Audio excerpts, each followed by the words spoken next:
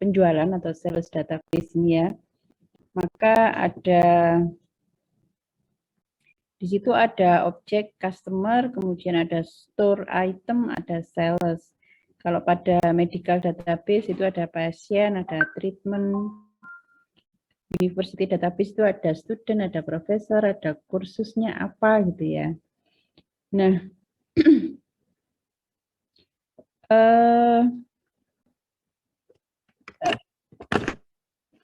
kalau di data mining itu apa namanya variabel. Jadi kan kita biasanya datanya, bentar ini bisa nggak saya?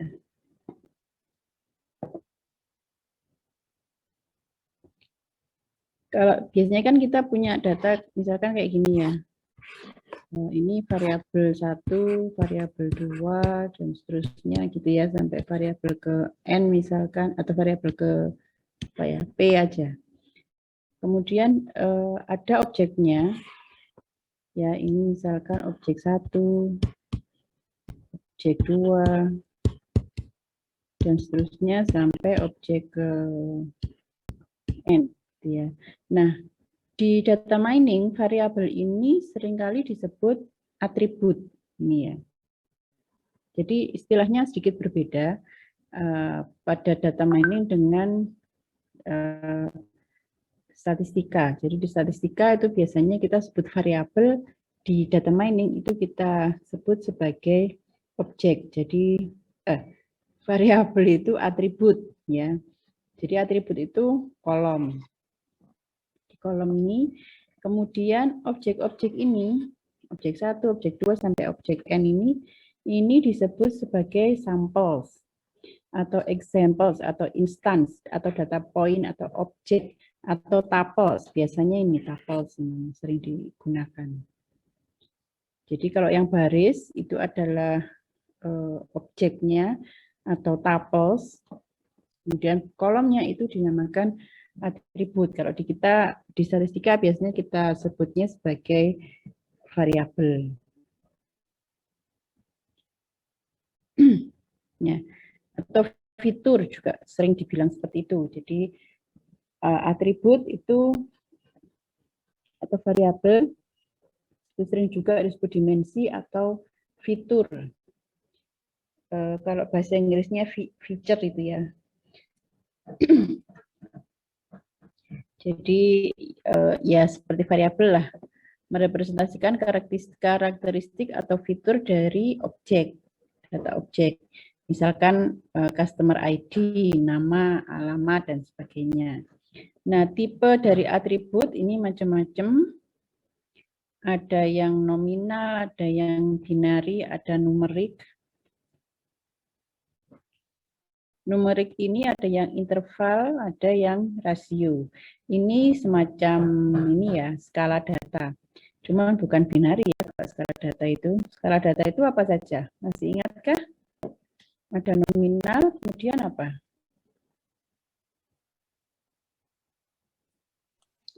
Skala data ordinal ya. Nominal, ordinal, kemudian interval, dan rasio. Jenis data kalau menurut susunannya ini ada data acak tunggal. Ini data yang belum tersusun atau dikelompokkan ke dalam kelas-kelas interval. Kalau data berkelompok, ini data yang sudah tersusun atau dikelompokkan ke dalam kelas-kelas interval. Nah, ini nanti bisa dibentuk distribusi frekuensi atau tabel frekuensi. Contohnya seperti ini, kalau yang ini masih data tunggal atau data acak. Jadi masih belum berurutan, sedangkan yang di sini ini sudah dikelompok-kelompokkan. Interval 20 sampai 25, 26 sampai 30, dan seterusnya. Jadi ini sudah diurutkan dan dikelompokkan. Kemudian jenis data menurut sifatnya ini ada data kualitatif dan ada data kuantitatif. Kalau data kualitatif itu data yang tidak berbentuk bilangan, bisa berbentuk pernyataan verbal, atau simbol, atau gambar, misalkan jenis kelamin. Kemudian, jadi kalau jenis kelamin itu ya wanita atau pria gitu ya. Warna itu bukan angka. Jadi gampangnya kalau kualitatif itu data yang bukan angka gitu ya. Warna, status perkawinan. Apa ini sangat baik. Kemudian data kuantitatif ini data yang berbentuk angka atau bilangan. Bisa juga data kualitatif yang diangkakan. Jadinya bukan kualitatif ya. Enggak, data kuantitatif itu yang berbentuk angka. Kalaupun data kualitatif yang diangkakan itu tetap kualitatif. Ya, bukan kuantitatif. Jadi misalkan jenis kelamin pria 1, wanita 2. Itu tetap kualitatif. Karena tidak bisa dijumlahkan, tidak bisa dirata-rata kan gitu. Jadi hanya simbol saja. Contoh data kuantitatif ini tinggi, usia, jumlah, kemudian skor hasil belajar, temperatur, dan lain-lain.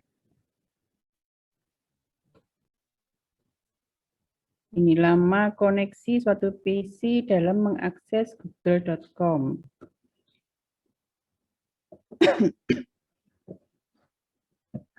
Nah, kalau yang waktunya ini adalah data kuantitatif ya, waktunya. Kemudian kalau ini pengelompokan ya, dia pengelompokan misalkan sekian sampai sekian itu cepat, kemudian sekian sampai sekian sangat cepat, kemudian sekian sampai sekian lambat dan sebagainya. Gitu. Jadi yang ini, data ini termasuk data kuantitatif, sedangkan yang ini termasuk data yang kualitatif. Kemudian data menurut waktu pengumpulannya ini ada data time series. Ini data yang dikumpulkan dari waktu ke waktu untuk biasanya untuk memberikan gambaran perkembangan suatu kegiatan. Kemudian ada data cross section. Data cross section ini data yang terkumpul pada satu waktu tertentu. Kemudian datanya terdiri dari beberapa objek. Ya, bisa perusahaan, bisa orang, bisa kabupaten gitu ya. Tapi dalam satu waktu, itu data cross section. Sedangkan data panel itu adalah gabungan antara data cross section dan data time series. Nah, unit cross sectionnya itu harus sama ya, tapi diukur lagi. Jadi misalkan diukur misalkan data tentang jumlah penduduk di kabupaten di Jawa Timur. Nah, objeknya ada beberapa kabupaten di Jawa Timur itu ada 38 kota dan kabupaten. Ya, berarti objeknya itu ada 38, itu adalah unit cross section-nya. Diamati selama beberapa tahun, misalkan dari tahun 2000 sampai 2020. Setiap tahun diamati. Jadi datanya nanti susunannya nanti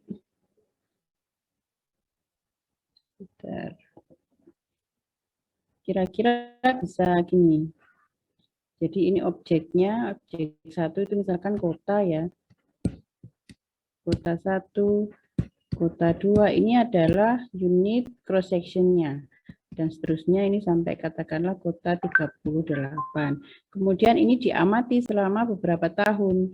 Tahun 2000, tahun 2001, dan seterusnya sampai tahun 2020. Jadi ada unit cross section. Nah, unit cross section-nya ini harus sama. Misalkan ini kota di Jawa Timur ya, harus di kota di Jawa Timur terus. Jangan yang tahun 2000 di kota di Jawa Timur, nanti tahun 2001 kota di Jawa Tengah gitu ya, nggak bisa. Jadi objeknya harus sama tetap. Ini diamati selama beberapa tahun.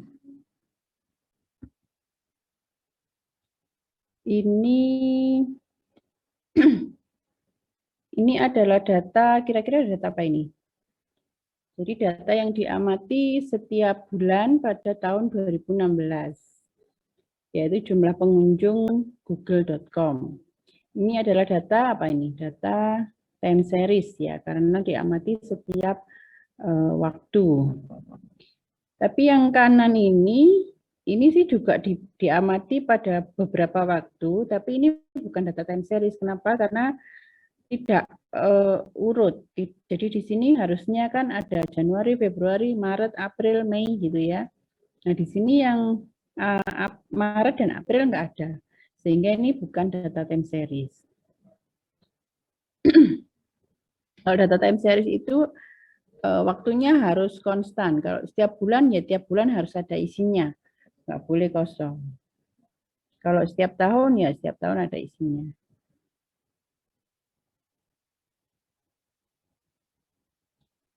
Kemudian, nah ini contoh data cross section.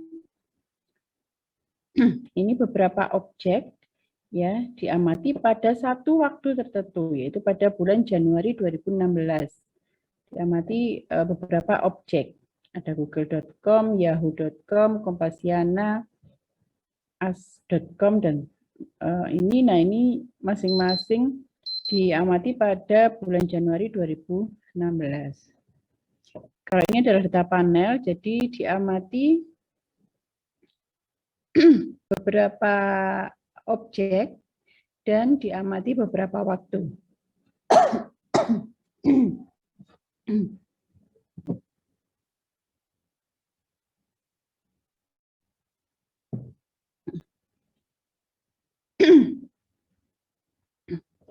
Ya, ini yang Januari, kemudian Februari dan Maret. Ini untuk masing-masing objek. Masing-masing unit cross section diamati selama beberapa waktu.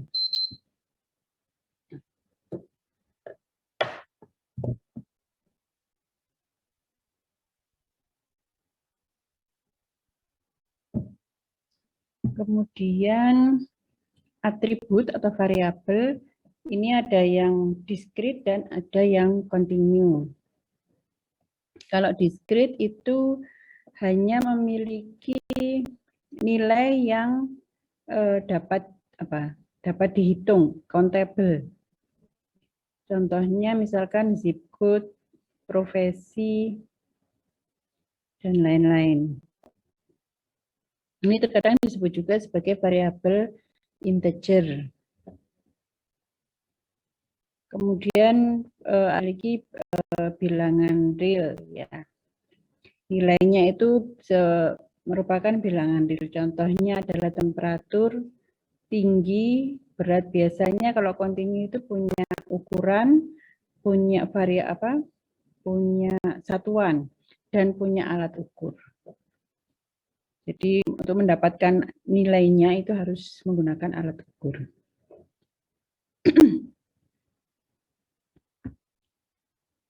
Kalau menurut sumber pengambilannya ini ada data primer dan data sekunder. Kalau data primer ini diperoleh langsung oleh penelitinya sendiri. Kalau data sekunder ini biasanya dikumpulkan dari sumber-sumber yang sudah ada. Jadi misalkan Anda ngambil di BPS, di BI, atau di situs-situs yang lain, di BMKG, itu berarti data sekunder.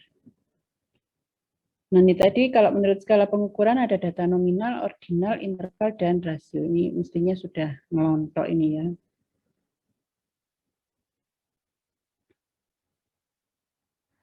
Ya, kira-kira seperti ini.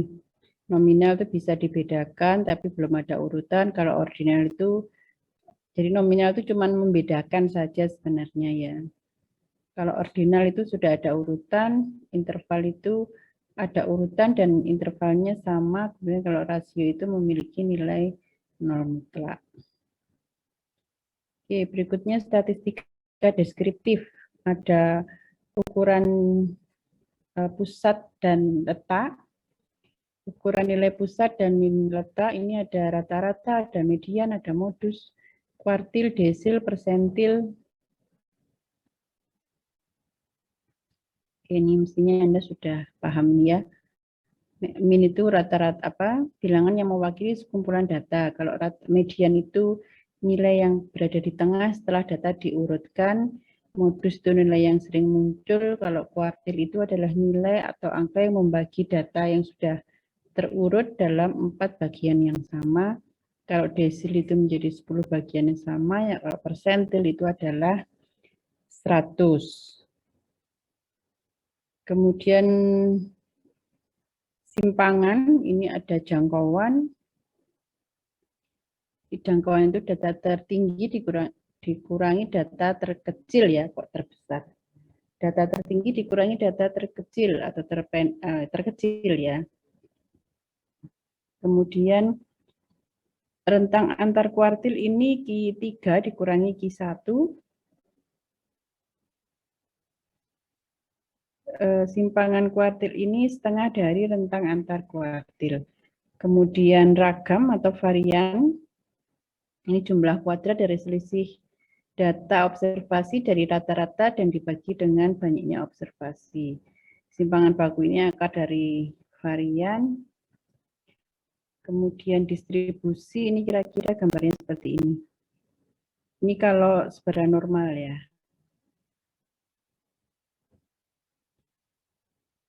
Kemudian distribusi itu digambarkan dengan kemiringan dan keruncingan, skewness dan kurtosis.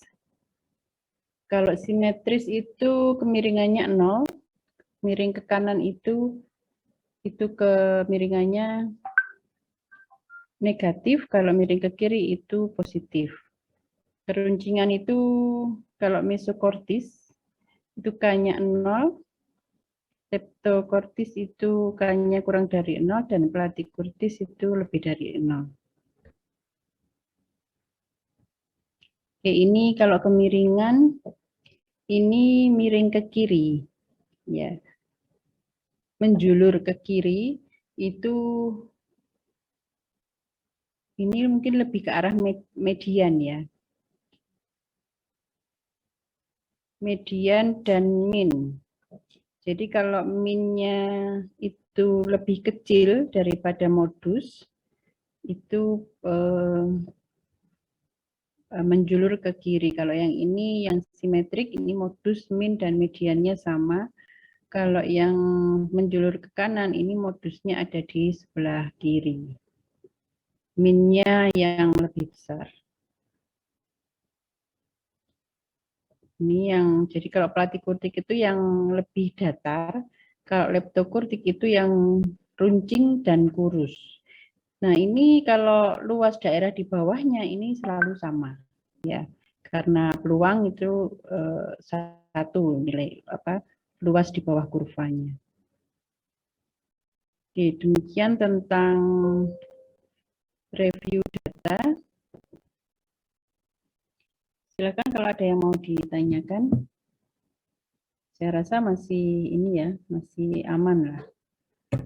Belum ada pertanyaan.